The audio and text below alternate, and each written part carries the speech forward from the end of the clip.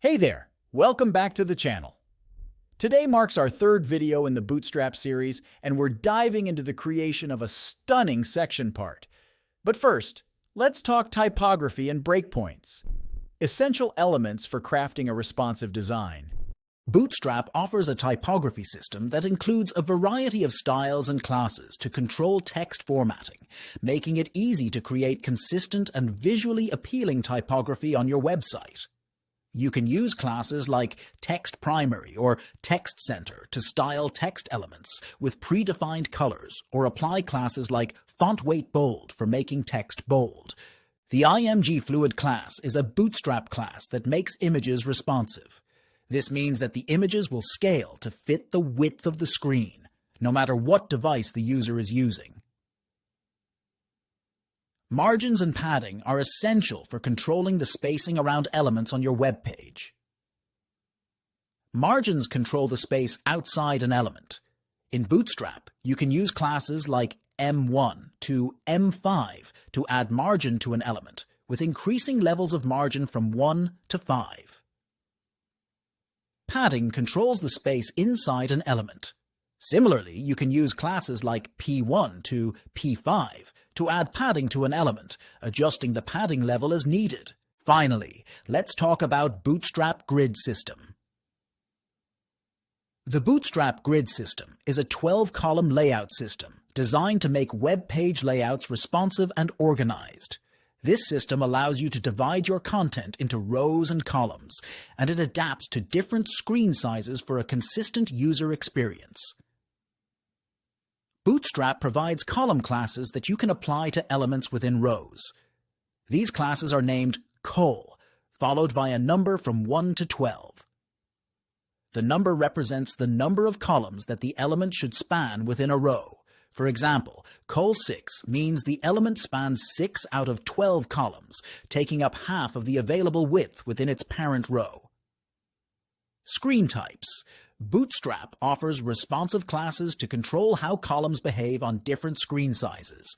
You can use classes like colsem, colmd, colLG, and colXL to specify how columns should respond to small, medium, large, and extra-large screens, respectively. Offsetting columns. You can also create column offsets by using classes like offset1 to offset11. This adds spacing to the left of a column, pushing it to the right. Now let's dive into some hands-on coding examples to help you gain a better understanding of Bootstrap.